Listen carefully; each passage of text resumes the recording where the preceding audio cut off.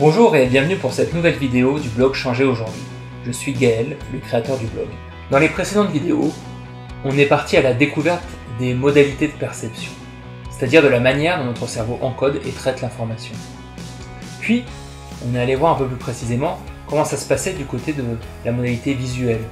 Quels étaient les réglages que notre cerveau opère sur ce que l'on voit quand on se rappelle d'une expérience, d'un souvenir, et comment on pouvait ajuster, modifier ces réglages pour transformer aussi l'expérience, les émotions, les sensations qu'on avait à propos de ce souvenir. Alors ce que je vous propose aujourd'hui, c'est de terminer ce tour d'horizon des modalités de perception en allant voir aussi comment ça se passe du côté de ce que l'on entend et de ce qu'on ressent lorsqu'on se rappelle d'une expérience. Alors c'est parti. Alors tout d'abord, la modalité auditive, comment ça se passe et comment on peut ajuster là aussi les réglages de ce que l'on entend lorsque l'on se rappelle d'une expérience, d'un souvenir. Alors je vais vous proposer très rapidement de refaire le travail qu'on a fait dans une précédente vidéo et puis vous pourrez aller la chercher regarder plus en détail dans cette vidéo.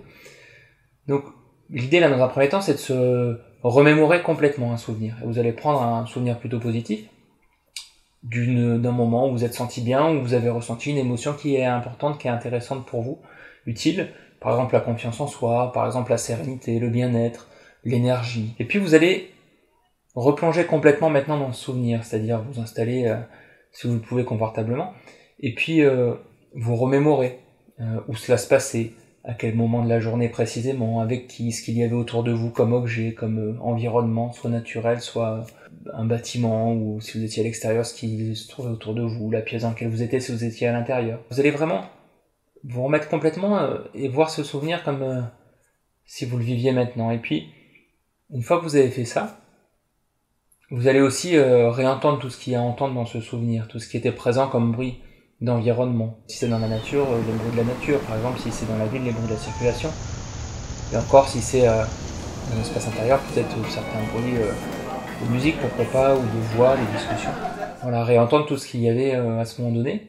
Et puis, faire attention aussi à ce que vous vous disiez peut-être dans cet instant-là, quel était votre dialogue intérieur. Faire attention aussi à ce que vous ressentiez, à ce que vous ressentez lorsque vous revoyez tout ce qu'il y a à voir dans ce souvenir et que vous entendez tout ce qu'il y avait à entendre, tout ce qu'il y a à entendre dans ce moment. Faire attention aux sensations, peut-être aux sensations de votre pied contre le sol si vous êtes debout, de votre dos contre un dossier s'il y a une chaise et que vous êtes assis. Quelles étaient les sensations de votre corps à ce moment donné-là, et quelles étaient les émotions aussi, la manière dont vous les ressentiez dans votre corps.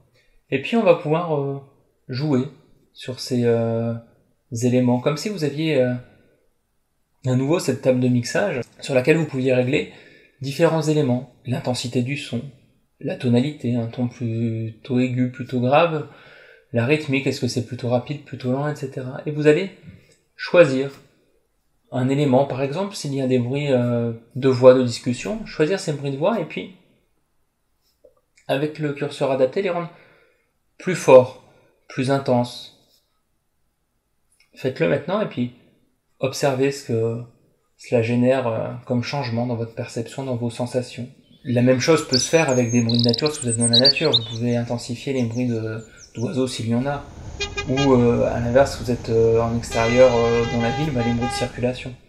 L'idée c'est d'identifier, de prendre un son et puis de regarder ce qui se passe si vous modifiez le curseur, si vous augmentez l'intensité, la force du bruit, ou si à l'inverse, vous le rendez très très léger, presque imperceptible, inentendable, inaudible.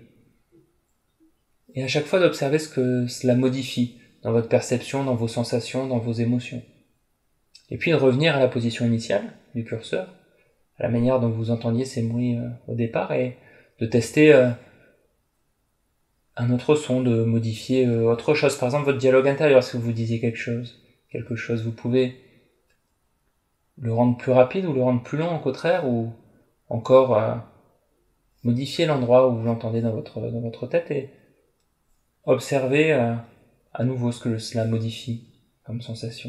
Puis revenir à la position initiale, et puis par exemple, pourquoi pas créer de nouveaux sons. Vous pouvez par exemple créer une musique qui vous semblerait intéressante, qui vous semblerait par exemple joyeuse, ou peut-être drôle, ou ou au contraire sereine, paisible, et prendre le temps d'ajouter, de créer cette musique et de l'entendre complètement dans le souvenir, dans l'expérience, et à nouveau de voir ce que cela modifie pour vous comme sensation et comme émotion.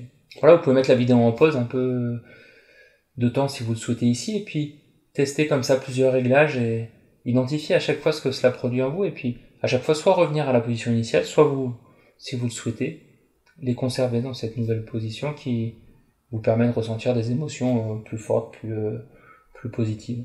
Puis, une fois que vous estimez avoir fait le tour des réglages, des curseurs que vous pouvez avoir sur ces sous-modalités auditives, sur ces réglages auditifs, je vais vous proposer de faire quelque chose d'assez similaire avec les sensations. Et là, l'idée, ça va être par exemple de modifier la température ressentie. Si vous ressentiez une température relativement chaude, d'essayer de ressentir du froid, par exemple, ou à l'inverse, d'augmenter la température. Si vous ne ressentiez pas de température particulière, d'en ajouter une. Commencez par le chaud ou par le froid au choix. Et puis, pourquoi pas, de faire attention à ce que vous sentez à ce moment-là, ce que vous sentez de manière olfactive, quelles odeurs sont présentes dans cet environnement. Par exemple, si vous êtes dans la nature ou si vous êtes à l'extérieur en ville, à côté de la circulation, au milieu de la circulation. Quels étaient les goûts, quels sont les goûts aussi que vous pouvez avoir en bouche dans cette expérience. C'est bien sûr plus simple si vous êtes en train de revivre un souvenir où vous étiez à table en train de manger, mais pourquoi pas, dans d'autres souvenirs, peut-être qu'un certain goût est présent. Et là aussi, vous pouvez créer certains curseurs pour modifier les odeurs, modifier les goûts. Et pourquoi pas en ajouter de nouveaux. Par exemple, que donne ce souvenir, cette expérience que vous revivez, en ajoutant une odeur de fleurs, ou en ajoutant une odeur de chocolat, ou de café, ou toute autre chose. Et observez en ajoutant certaines odeurs qui vous sont plutôt agréables, ce que cela produit, comme modification de vos sensations et de vos émotions à nouveau. Faites la même chose pour les goûts. Faites la même chose aussi pour les sensations dont je vous parlais, la température, les sensations peut-être de votre corps, là où vous trouviez dans cette expérience.